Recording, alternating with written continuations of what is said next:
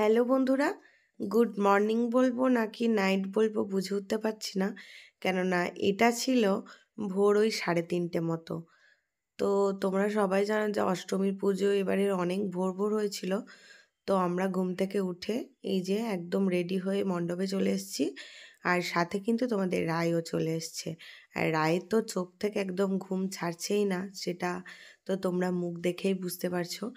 আর আমাদের মণ্ডপে অনেকেই চলে এসেছে, আবারও অনেকে আসেওনি। আর বাইরেটা দেখো একেবারেই অন্ধকার, আর পুরো একদম থমথমে পরিবেশ, মানে একটা কুকুর টুকুরও কোথাও কিছু নেই। আর সবাই মিলে আমরা এখন মণ্ডপে বসে আছি, কিছুক্ষণের মধ্যেই পুজো শুরু হয়ে যাবে। আর সামনেটা তো পুরো জল টল দিয়ে ধুয়ে দিয়েছে, যার জন্য মণ্ডপটা পুরো একদম ভেজা ভেজা রয়েছিল। আর আমরা এদিক ওদিক করে সবাই মিলে বসে মাঝখানটা ছেড়ে দিয়েছিলাম তাড়াতাড়ি শুকানোর জন্য।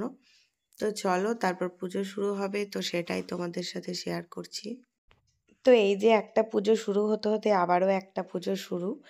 তো এতক্ষণে অনেকটাই সকাল হয়ে গেছে। আর এই যে প্রদীপগুলো সাজানো হয়েছে, যেটা 108 প্রদীপ জ্বালানোর যে রিচুয়ালসটা রয়েছে, তো সেটাই দেখো সমস্ত প্রদীপ জ্বালিয়ে মানে সাজিয়ে রেডি করে রেখেছে জ্বালানোর জন্য। তো তারপর যারা উপোস করেছিল, তো তারাই সবাই মিলে এদিকে প্রদীপগুলো ধরিয়ে দিয়েছে। আর সেই মুহূর্তে আমি বাড়িতে ছিলাম, মণ্ডপে ছিলাম না। তো এখন এই যে দেখো আমরা রেডি হয়ে নিয়ে গ্রামের ঠাকুরগুলো দেখতে বেরিয়েছি। আর এইটা হচ্ছে তখন নবমী পড়ে গেছে, অষ্টমী শেষ হয়ে গেছে। তো আজকের ব্লগটা অষ্টমী, নবমী, দশমী সম্পূর্ণ 3টে দিন নিয়েই আজকের ব্লগটা। 3টে দিন বলা ভুল হবে, মানে 2টো দিন, কারণ এবারে পুজোটা তো সেরকমই ছিল। আর এটা হচ্ছে আমাদের আজকের লুক। তো নবমীর লুক দেখো কেমন দেখতে লাগছে। এদিকে আমি এই শাড়িটা পরেছি, আর তোমাদের দাদাভাই আর আমি হেঁটে হেঁটে যাচ্ছি, আর সামনে তোমাদের রায় রয়েছে। তো রায় ওর কাকার কোলে যাচ্ছিল, আর তোমাদের রায়ও একটা এই যে সাদা শাড়ি, লাল পাড় যে শাড়িটা ওর জন্মদিনে পরেছিল, তো সেই শাড়িটাই পরেছে। আগে সকালের দিকে অন্য জামা পরেছিল, তারপর সবাই শাড়ি পরেছে দেখে ও কান্না করছিল শাড়ি পরবে। আর এই শাড়িটা আমি সাথে করে নিয়েই এসেছিলাম যে যদি একবারও পরে, তো সেই কারণে শাড়িটাও ওকে পরিয়ে দিয়েছি। আর এখন পাড়ার সমস্ত ঠাকুরগুলো দেখে আমরা চলে এলাম আবারও আমাদের মণ্ডপে।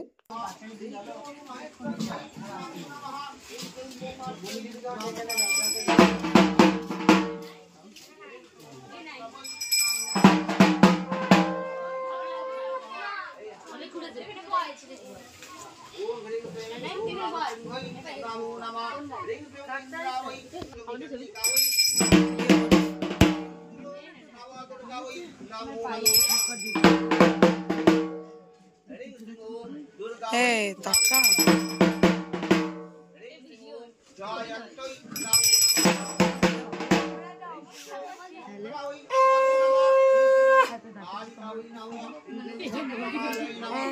যেদিকেই তাকাই সেদিকেই ঘুটে।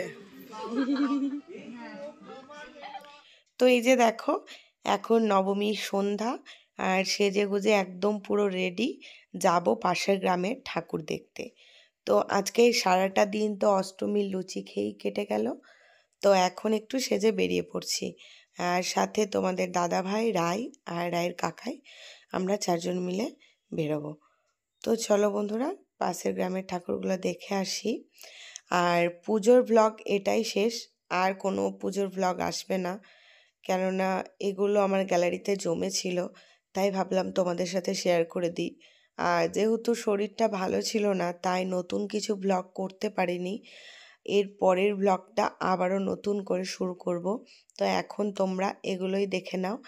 আর ইতিমধ্যে এগুলোই আমার পুজোর লাস্ট ব্লগ। তো এই যে দেখো পরের দিন দশমীর সকাল, তো তোমাদের রায় আবারও একটা অন্য ড্রেস পরে রেডি হয়ে নিয়ে এখন মণ্ডপে এই যে বুনিটার সাথে খেলছে, ওরা ঢাক বাজাচ্ছে। তো তারপরে আবারও একটা বুনি চলে আসলো, তো পাড়ার সব বাচ্চাগুলো মিলে এখানে খেলা করছিল, তো সেটাই আমি একটুখানি তুলে রেখেছি। আর এদিকে আমাদের দেখো চিড়ে প্রসাদ রেডি, আর আমি বাটি করে নিয়ে চলে এসেছি। আর আমাকে দেখো সাথে দিয়েছে 1 বাটি নারকেল।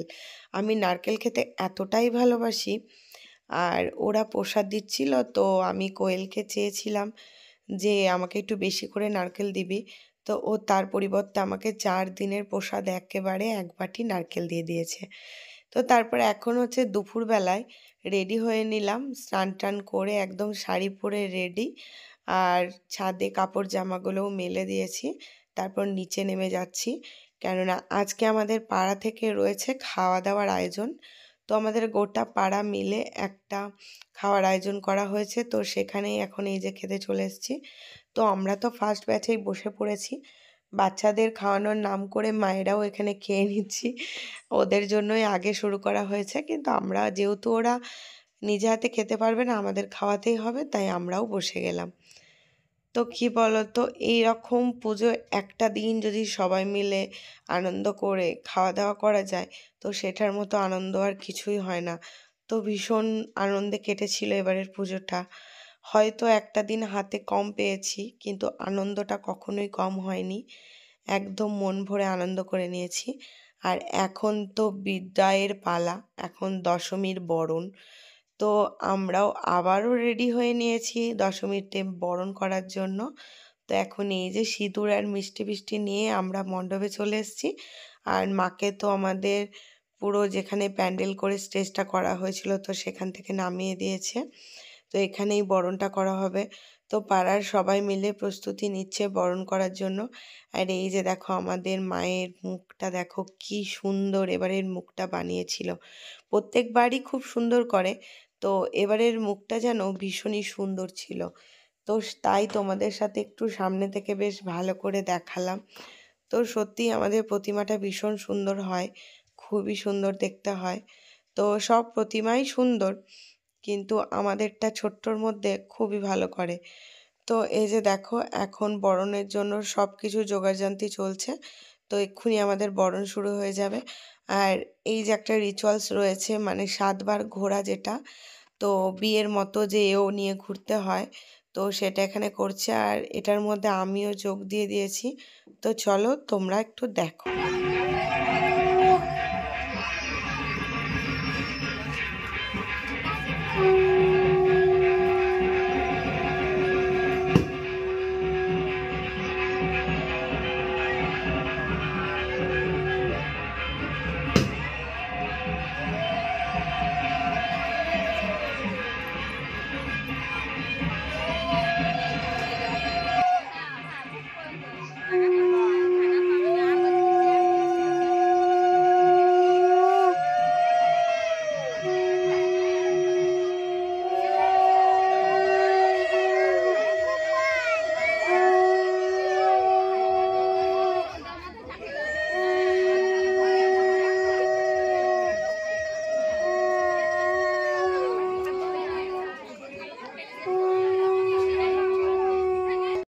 তো ওদিকে চলছে মায়ের বরণ, আর এদিকে দেখো মণ্ডপে আমাদের একটা গোপু সোনা চলে এসেছে।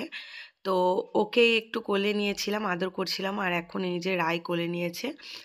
দিয়ে ও বায়না করছে যে আমি ভাইকে নিয়ে বসবো। তো সেটার জন্যই ও ঠিকঠাক করে জায়গা করে দিচ্ছিলাম। আর এদিকে মোটামুটি বরণ একদম শেষ। এখন এই যে কনকাঞ্জলি দেওয়ার পর্ব, তো সেটাই আমাদের ঠাকুরমশাই এখানে দিয়ে দিচ্ছিলেন। আর মানে এখানে একটা যে নিয়ম আছে যে যিনি বরণ করেছে তাকে নিতে হয়, তো সে নিয়ে বাড়ির দিকে চলে যাচ্ছে। তো এখন একে একে পাড়ার সবাই মিলে মাকে মিষ্টি খাইয়ে সিঁদুর খেলা যেটা হয় আর কি, তো সেটাই করবে। তো সাথে আমিও করব। আর এখানে যেহেতু জায়গাটা খুব একটা বড় ছিল না, আর সবাই মিলে একদম মানে কি বলবো একসাথে তাড়াহুড়ো হয়ে যাচ্ছিল। তো জায়গাটা ভীষণই ছোট। জায়গাটা যদি একটু বড় থাকতো তাহলে সবাই মিলে একসাথে করা যেত। তো একে একে এখানে করা হচ্ছিল। তো আমি করে নিচ্ছিলাম, তারপর মাও করে নেবে। তো মাকে তো আমরা লাগালই পাচ্ছিলাম না। তো যাই হোক কষ্ট মষ্ট করে লাগাল পেলাম। তো এখানে মিষ্টি খাইয়ে দিচ্ছি। তো সবাইকে একদম দেখে দেখে মিষ্টি জল খাইয়ে দিচ্ছি। তো তারপরে এই যে মা আমাকে বলে বলে দিচ্ছিল, আর একে একে সবাই করে নিচ্ছিল। আর মাকেও বললাম যে দাঁড়িয়ে না থেকে তুমিও একটা দুটো করে নাও, যতটা হয় আর কি। তো অনেকেই তো লাইন দিয়ে দাঁড়িয়ে আছে সবাই করব বলে। তো আমাদের মাকে মিষ্টি জল খাওয়ানোর পরে এখানে আমরা সিঁদুর খেলতে চলে এসেছি। আর এখানে এই বুনি দুটোকে সিঁদুর মাখিয়ে দিলাম আমি। তারপর তো একে একে আমাদের পাড়ার সমস্ত কাকিমা, দিদি, বোন মানে যে যার বয়সী হয় আর কি, তো সবাই মিলে আমরা এখানে সিঁদুর খেলছিলাম। আর তারপর শুরু হচ্ছে আমাদের পাড়ার মেয়েদের নাচ। তো এখন তো সেই সন্ধ্যে থেকে টানা মাঝরাত্রি পর্যন্ত এরা তো একদম হইচই করে নেচে উঠেছে। আর গান সিলেকশানে ছিলাম হচ্ছে আমি। তো সবার সম্পর্কে আমি বৌদি হই। তো ওরা যেটা যেটা বলছিল, তো ওদের কথা মতোই সেই গানটাই আমি চালিয়ে যাচ্ছিলাম। আর ওরা ওদের মন মতো করে নেচে যাচ্ছিল। আর এই হচ্ছে টিনা আর টিনার বোন, এরা দুজনের সামনের দিকে নাচছিল, তাই তোমরা একটু বেশি ভালো করে দেখতে পাচ্ছ। আর আরও সবাই রয়েছে আমাদের পাড়ায়, কোয়েল, পায়েল, শিল্পা মানে যতজন মেয়ে আছে আর কি, তো সবাই রয়েছে। তো আমি গানটা চলছিল ঠিক আছে, তারপর আমি একটু এসে এখন ভিডিও করে নিচ্ছি তোমাদের দেখাবো বলে। আর বড়দের সাথে সাথে কিন্তু বাচ্চারাও দলে যোগ দিয়েছে, বাচ্চারাও কোনো অংশে কম না। তো চলো আজকের ব্লগ পুজোর পর্ব এখানেই শেষ, আবারও আসবো নতুন কোনো ব্লগ নিয়ে। আজকের মতো এখানেই শেষ।